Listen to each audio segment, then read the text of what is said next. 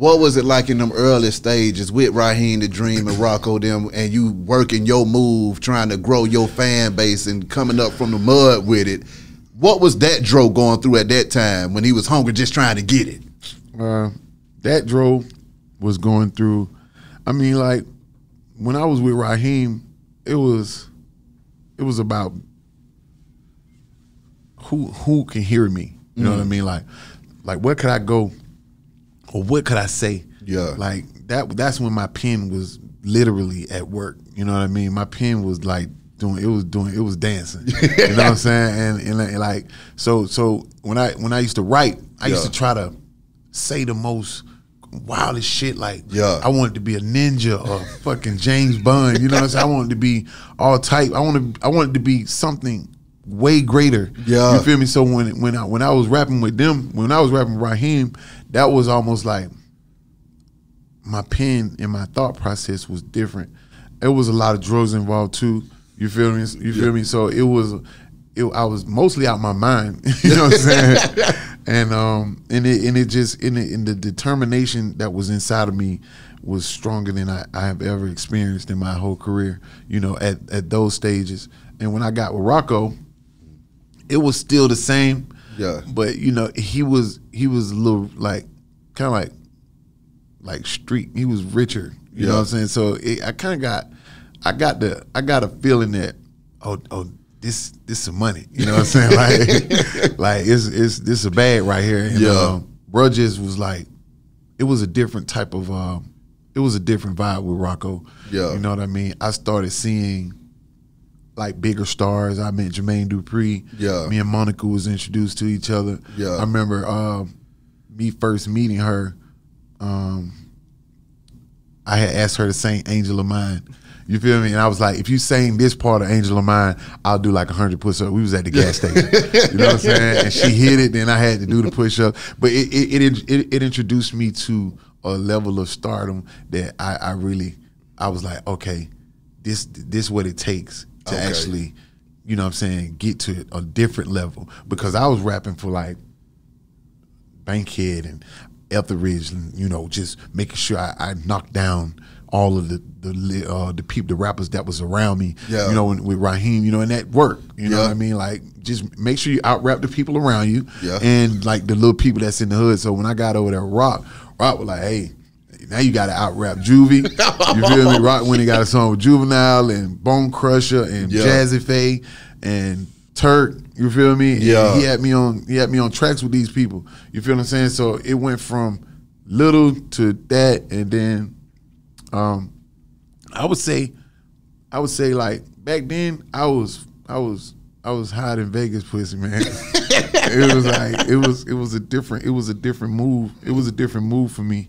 And it just escalated into different stages of my life that made me feel like, okay, you was that way like this, then you got to this way, you know, and then me and Rocko pressed up a lot of CDs, and it was a lot of things that he didn't know and I didn't know, but he introduced me to stars. You feel me? So my level of writing actually changed. It went from, I started sounding different. Because I used to rap like, you would have thought like I was like 200-300 pounds when you heard my voice was so heavy. Yeah. You feel me? And it kind of progressed, but it got different. You know what I'm saying? So with those two people, man, it was almost like a monster. Yeah. So now you coming out of that time right there, I also got to ask you about that Yes Sir, when you dropped that thing, and that was like the first kind of introduction to you going crazy.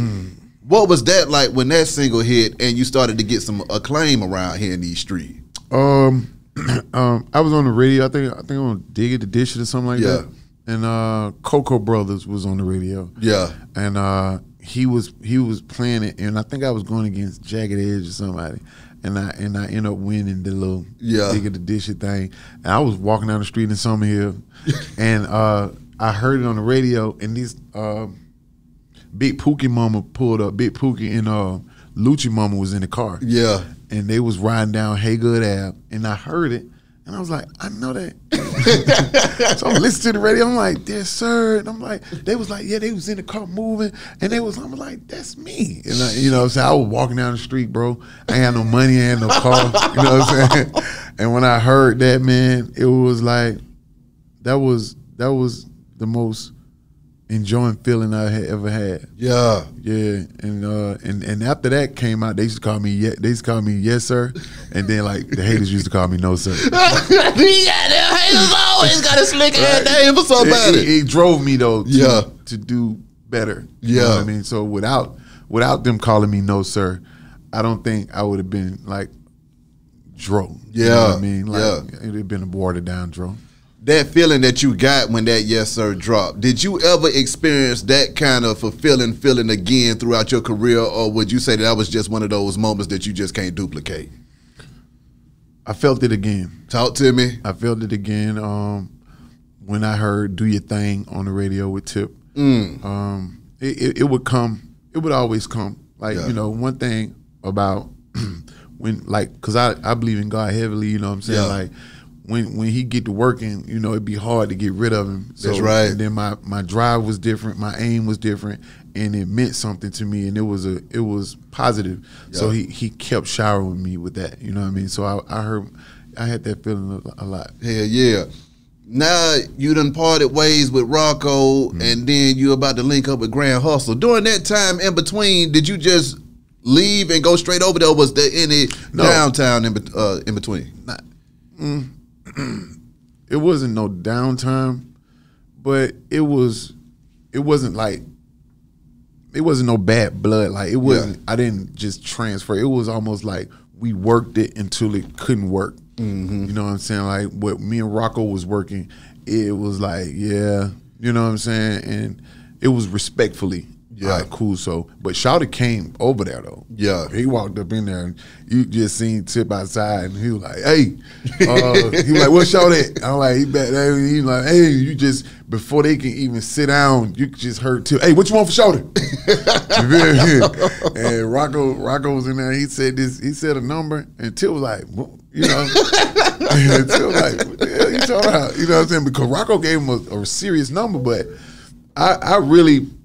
I was just, you know, it was like I was a kid. Yeah. You feel me? And we the same age, but it's just like, that's how I always been with people that's around me. They always like take care of me, like, you know what I mean? To the point where like, oh, okay, Dro, we finna talk business, go over here. You know what I'm saying? I really didn't understand it anyway. Yeah. So, you know, when they talked about it, they came up with this number, but I never had exposure. It was just Rocko was going off of what he knew the talent was. You feel what I'm saying? Which was a big number. Yeah, you know what I mean. And Tip was like, you know, and then Tip actually laughed. You know what I'm saying? Like, oh, you tripping? Because it was in the 6-digit numbers. Yeah, you know what I mean. And I had I had been on the radio one time. I mean, Rocko knew he had drawing this thing. Yeah, and but the fact that he came up with a number, I disagree with that. You feel me? Yeah. If he knew he had Dro, I would have just been like, nah, good.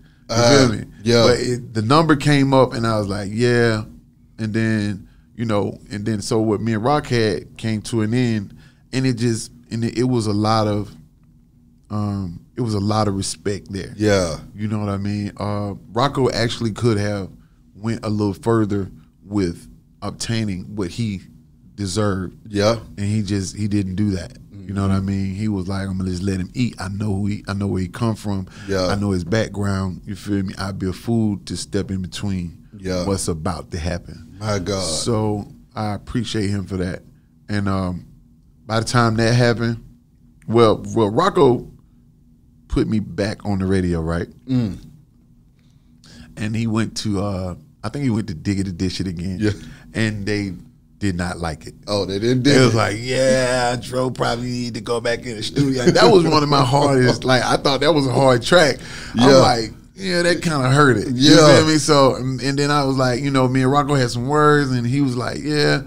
And next thing you know, I was like, it was only right. Yeah. You know what I mean? But, you know, me and Tip always said, you know, once somebody got somewhere, you know, I was actually on the radio before Tip was. Yeah. You feel what I'm saying? So but the way he did it, it was kind of like in a big way. Yeah. You know what I mean? So when he walked in, he was like, I gotta have him over there with me. And he always, whenever he saw me, he was like, boy, you feel me? When he saw me, Raheem, wherever I was at, he always was like, come on up here. You get at the show. I remember one day we was at a show at the Bounce, and somebody said something crazy in the stands. I think it was Drummer, and Tip grabbed the mic. But I want everybody to know, if you got a problem with Dro, boy, you got a problem with me. We wasn't even in the same clique. You feel what I'm saying? Like, raise a hell. He had his clique, I had my clique, but he was like, you know, you got a problem with Shawty, you got a problem with me. Yeah. And we was performing for Big Boy from Outkast for his birthday at the Bounce. Yeah. That's crazy. Yeah, but we was just like young and coming up, you know what I mean?